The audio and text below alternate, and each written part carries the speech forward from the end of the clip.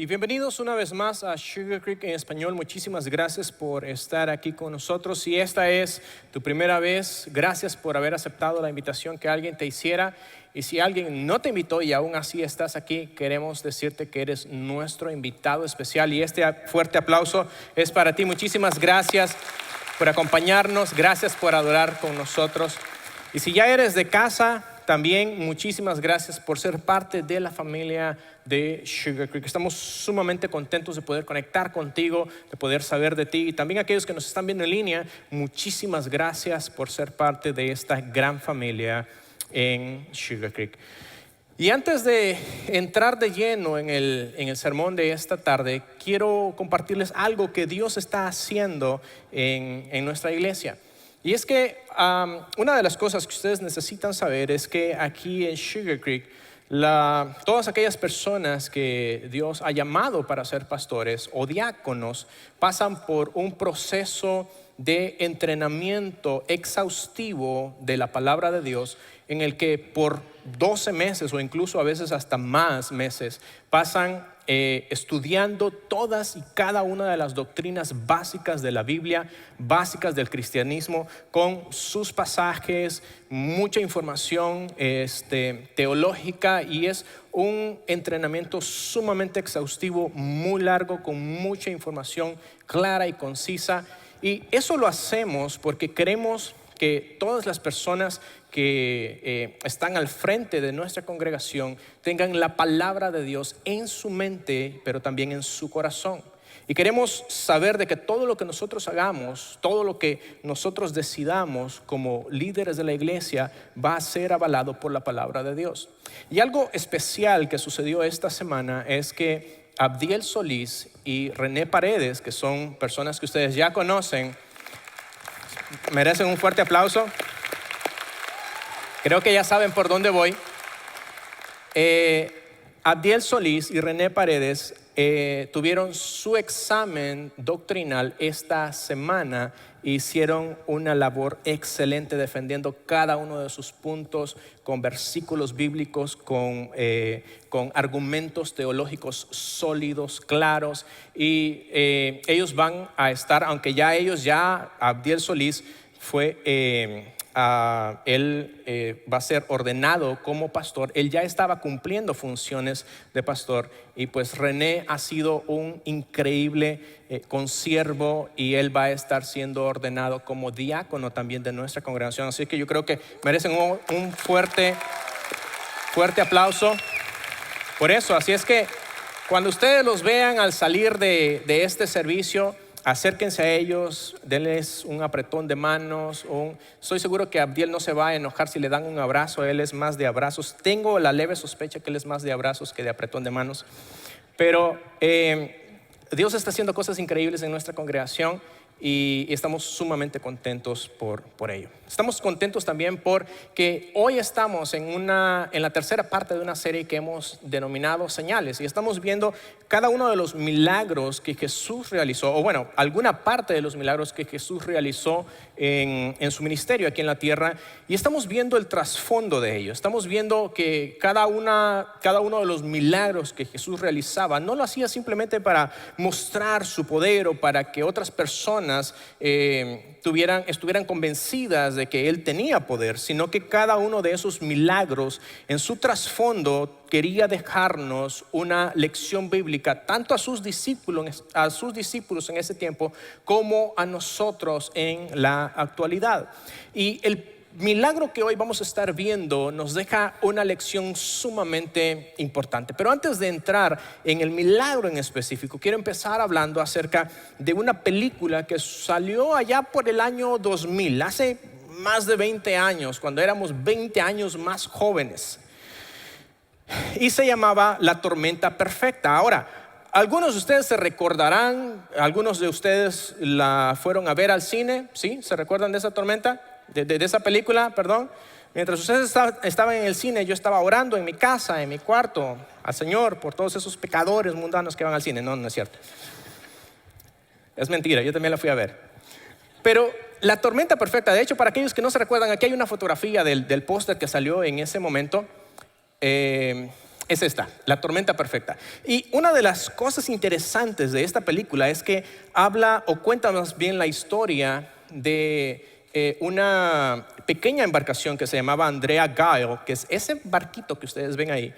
Y resulta de que en la película se cuenta la historia de que esta embarcación en las costas de Massachusetts salió en su momento, como lo había hecho en muchísimas ocasiones más, a pescar, y en cierto momento mientras ellos estaban pescando no se dieron cuenta o no sabían de que se estaban formando dos poderosas tormentas o dos fenómenos meteorológicos completamente diferentes. Uno venía desde la parte norte de Canadá y otro venía desde las costas de la Florida, y uno traía o venía siendo formado por todas las precipitaciones de aire frío de Canadá, y otro traía todas las precipitaciones y las temperaturas cálidas de la Florida.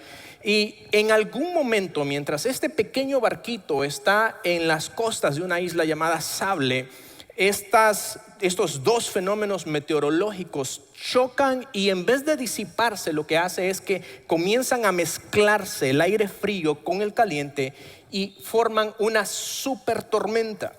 Y lo que hace es que deja a este barquito atrapado lejos de tierra y a merced de todo lo que era esta super tormenta que se había formado. De hecho, la historia en la película se desarrolla de tal manera de que nos cuenta de que los navegantes o los que estaban, la tripulación del barco, tienen que enfrentar diversas situaciones mientras están tratando de evadir la tormenta, enfrentándose a grandes estragos. La tormenta, de hecho, llegó a causar estragos tanto en tierra adentro como en mar adentro. De hecho, yates, en la película se puede ver como yates y barcos 10 veces más grandes que este pequeño barquito son destruidos y son levantados en el viento como si fueran una hoja de papel.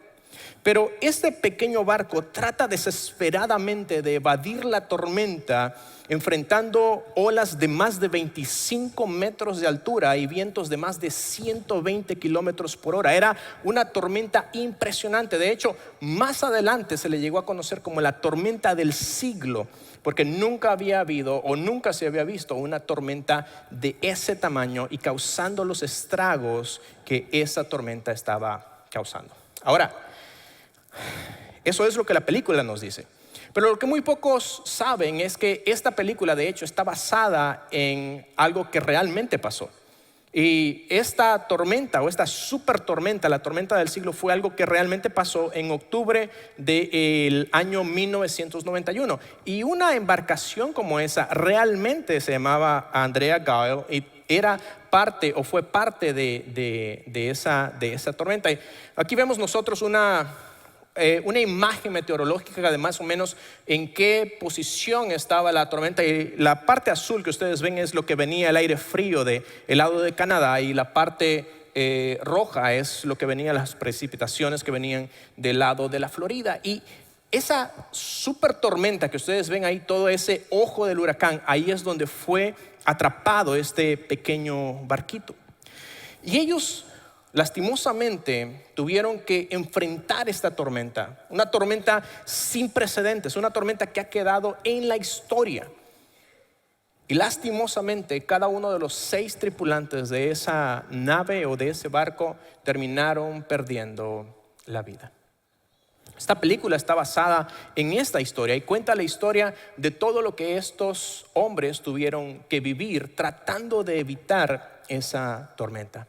Pero si hay algo que nosotros necesitamos entender, es que las tormentas no son algo que vemos solamente en Hollywood, porque también son realidades de nuestra vida diaria. Las tormentas no son algo que vemos solo en Hollywood, también son realidades en nuestra vida diaria.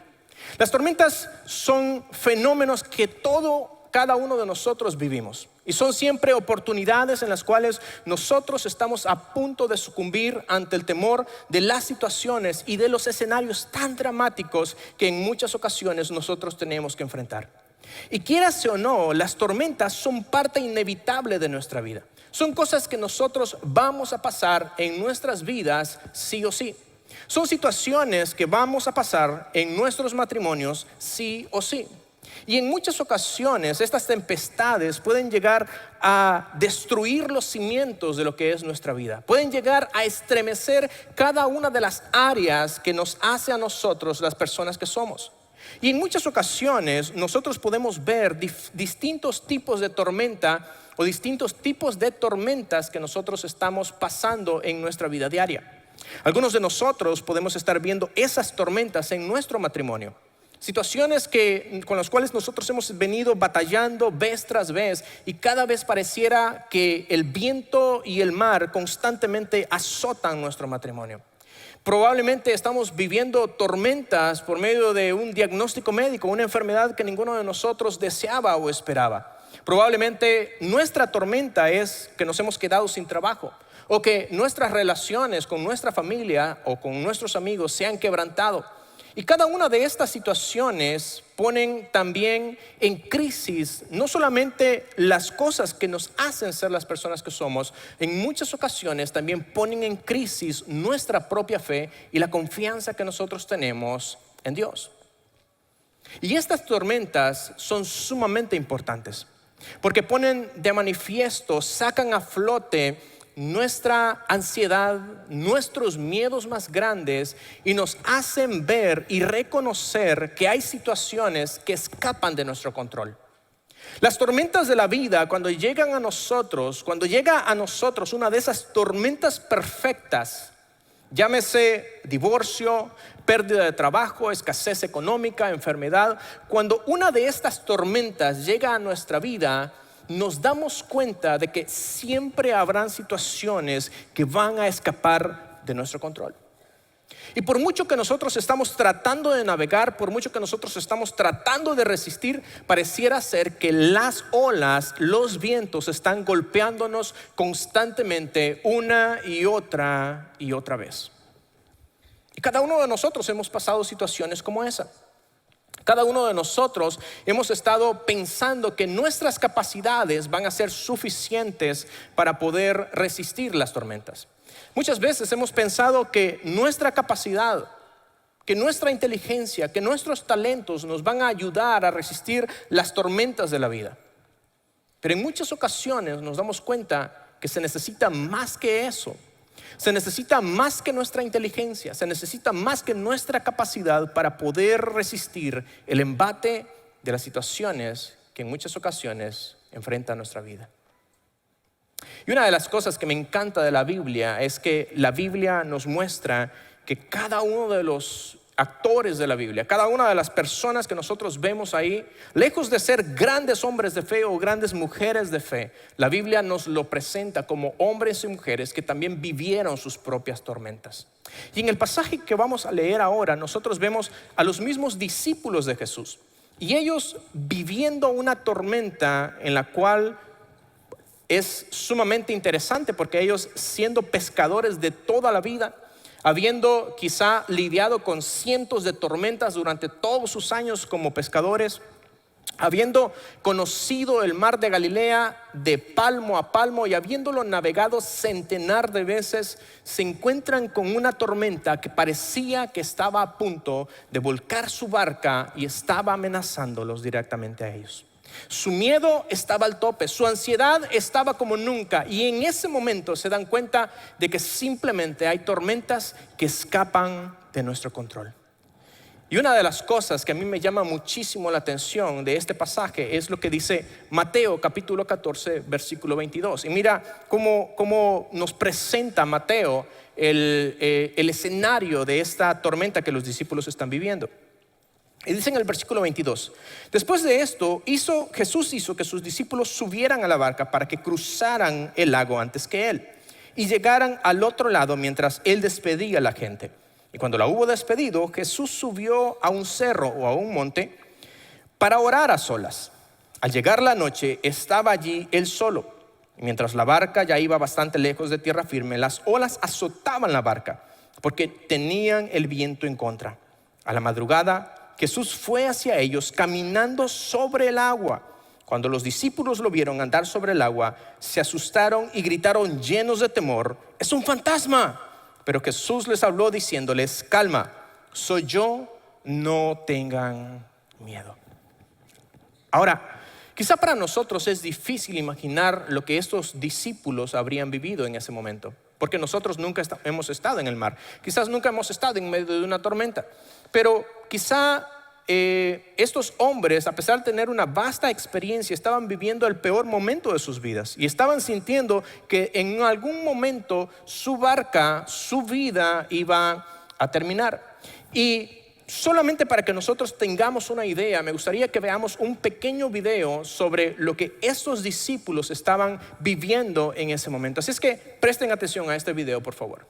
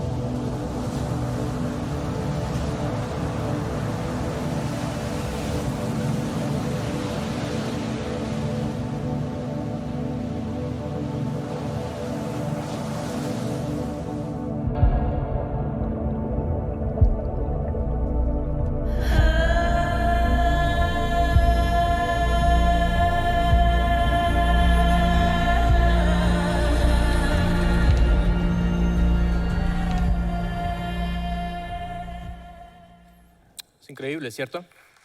Ese es nuestro Dios. Ese es Jesús. Ahora, verlo de esta manera es sumamente increíble, porque nos hace pensar a nosotros que los discípulos estaban batallando en ese momento, justo como muchos de nosotros hemos batallado, y quizás como tú estás batallando en este preciso momento.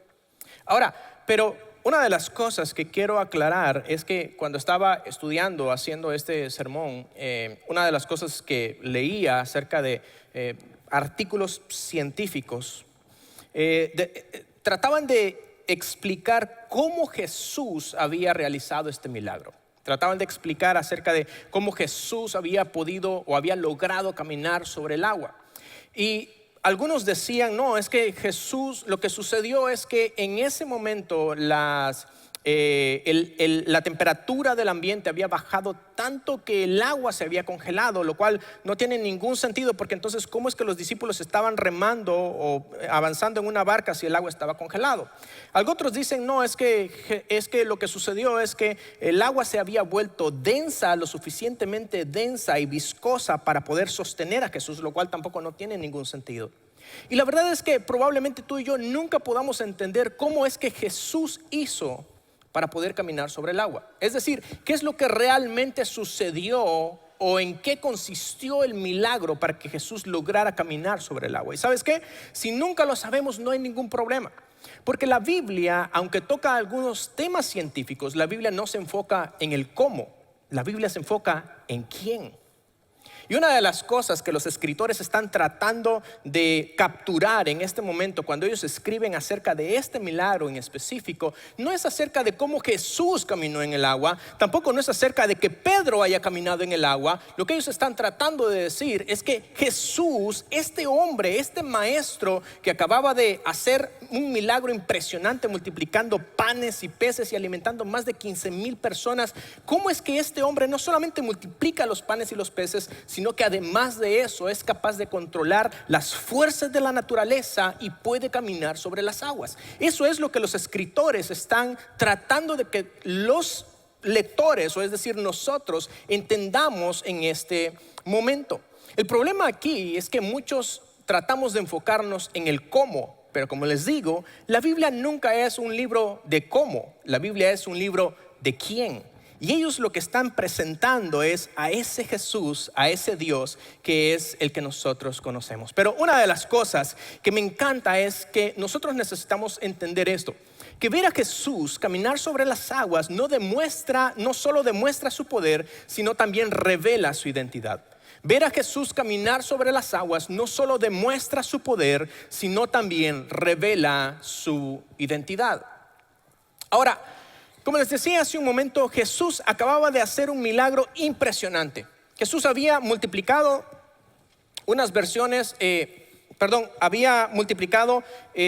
panes y unos pocos peces y había alimentado a más de 15,000 personas. La Biblia, este es un estimado, porque la Biblia lo que dice es que eran 5,000 hombres, sin contar mujeres y niños. Entonces estamos estimando aproximadamente 15,000 personas. Así es que Jesús multiplica los panes, multiplica los peces, y además de eso, después de haber alimentado a 15,000 personas, sobraron 12 cestas llenas de comida. Y Jesús despide a la multitud, Jesús envía a sus discípulos adelante, pero Jesús quería dejar en claro a sus discípulos y también a nosotros que aunque Él es capaz de proveer todo lo que nosotros necesitamos, aunque Él es capaz de multiplicar las cosas que nosotros tenemos en nuestra mano, aunque Él es capaz de darnos más allá de lo que nosotros esperamos, pero Jesús es mucho más que eso.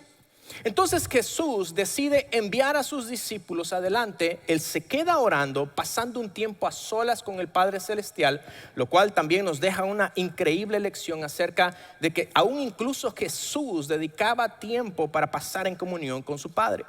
Pero después de esto, Jesús, Él puede ver que sus discípulos están batallando en medio de la tormenta, en medio del mar de Galilea, y Él empieza a caminar rumbo a ellos, caminando sobre el mar.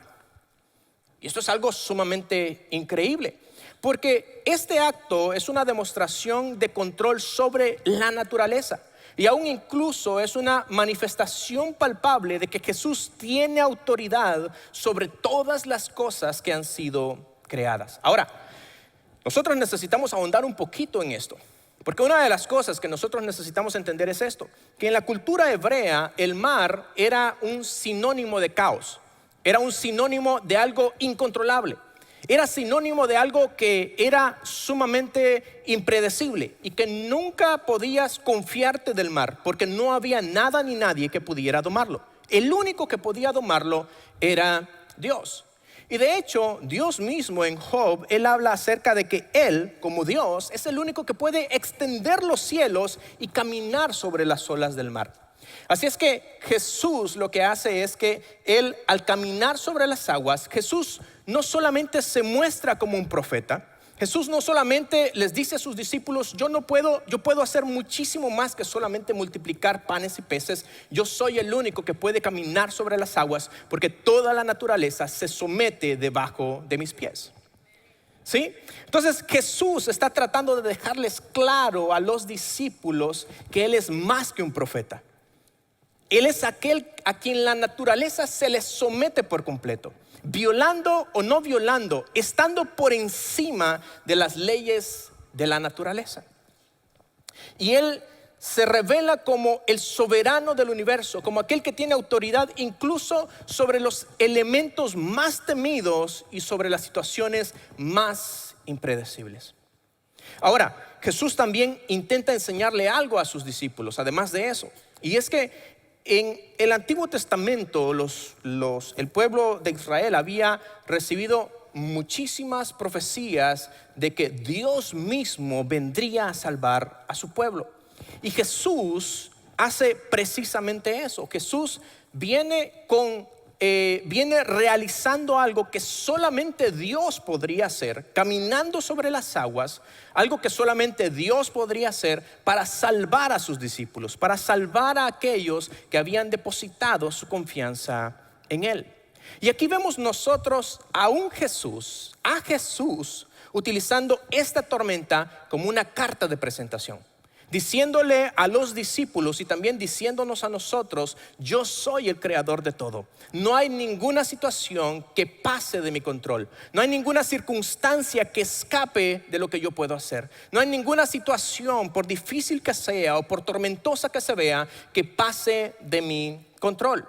Así es que Jesús utiliza este milagro como una carta de presentación para sus discípulos, como una especie de revelación de quién Él realmente era.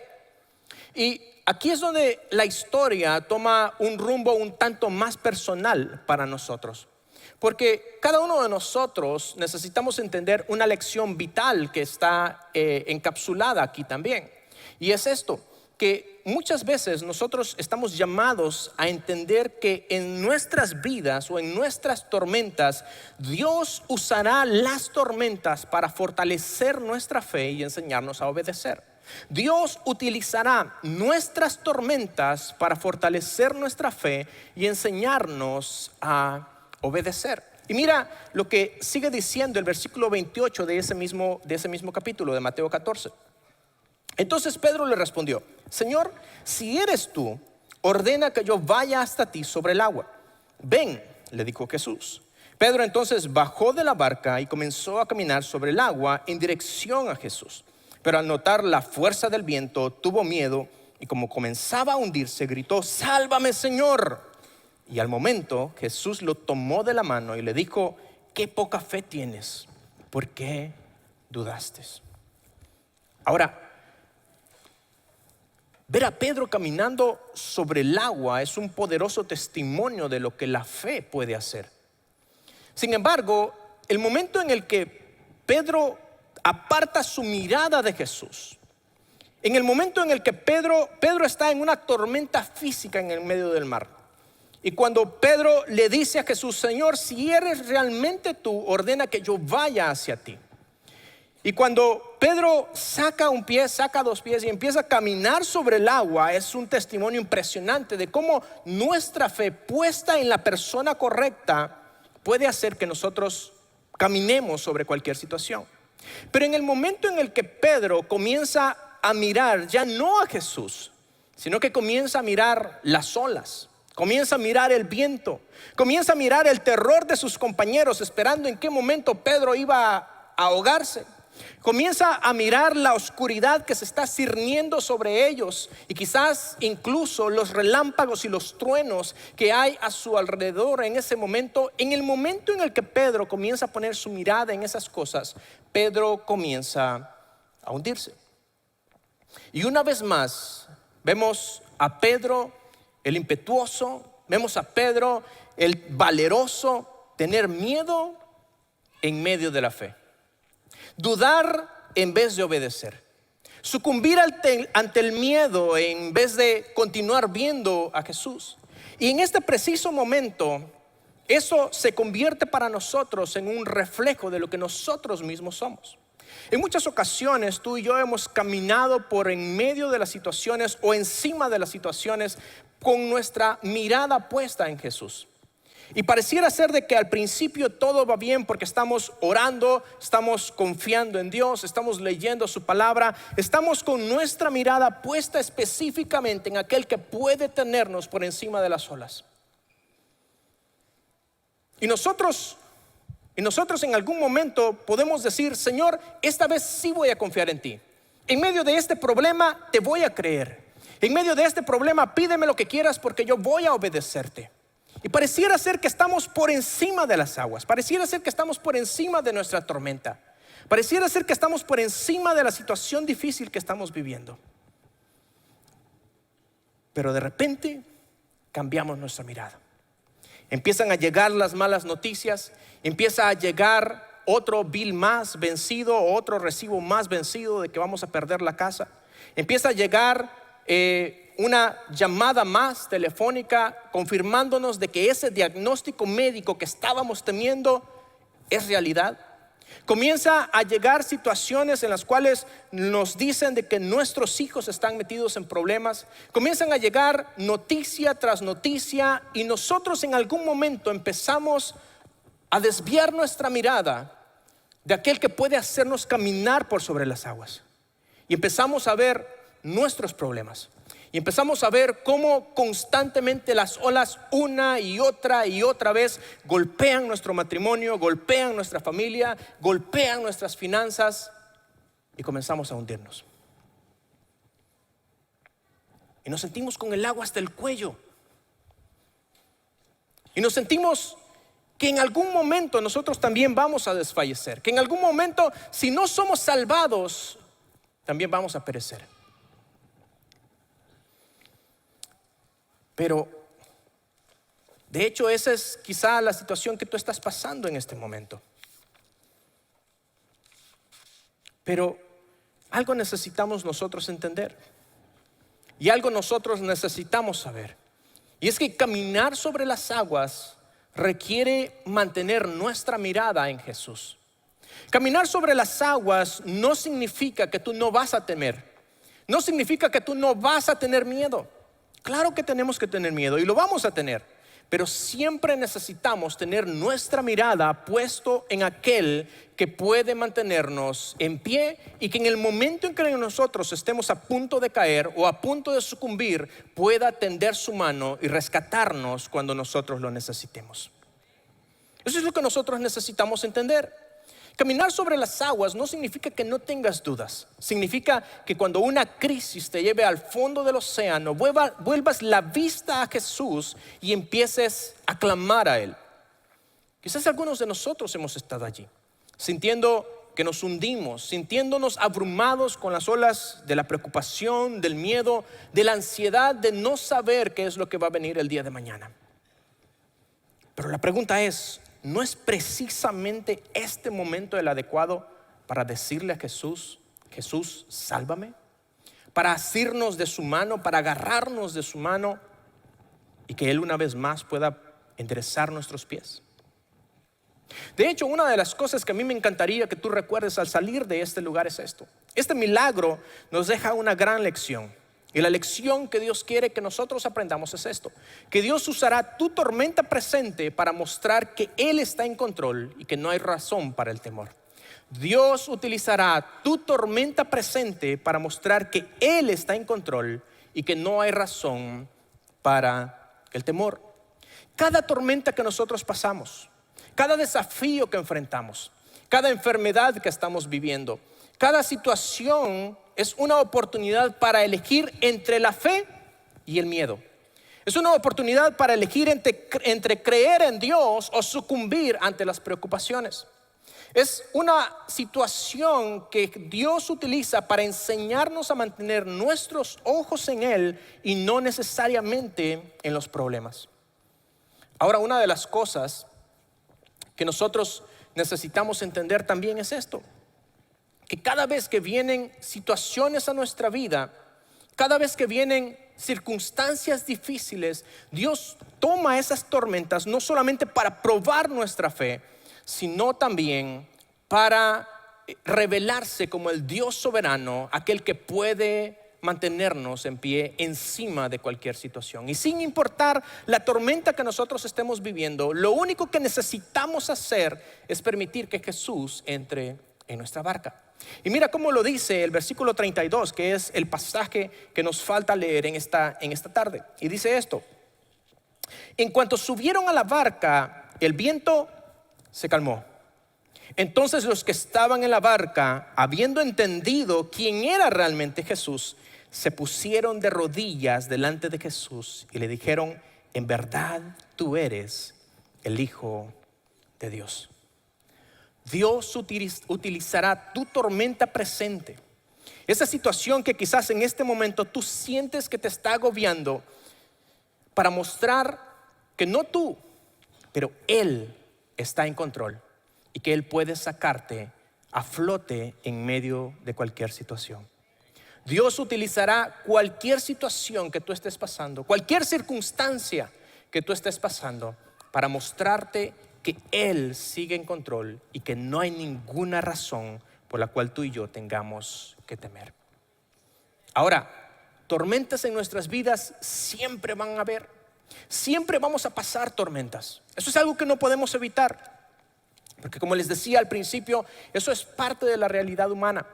Pero una de las cosas que nosotros podemos hacer en medio de la tormenta, o bueno, más bien 3 cosas que podemos hacer en medio de la tormenta son estos. Déjame darte 3 consejos de cosas que sí podemos hacer en medio de la tormenta. Y número 1 es: no pierdas la calma. Tú dirás: Joel, pero eso es fácil para ti decirlo, porque tú no estás viviendo la situación que yo estoy viviendo. Tú no estás pasando la enfermedad que yo estoy pasando.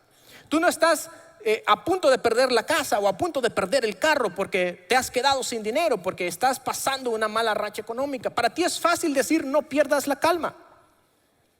Pero la verdad es que las situaciones, a pesar de que es fácil cuando estamos en medio de la tormenta, a pesar de que es fácil perder la calma y caer en el pánico, es crucial mantener la calma y recordar que cada desafío que tú y yo pasamos es una oportunidad para que Dios obre un milagro.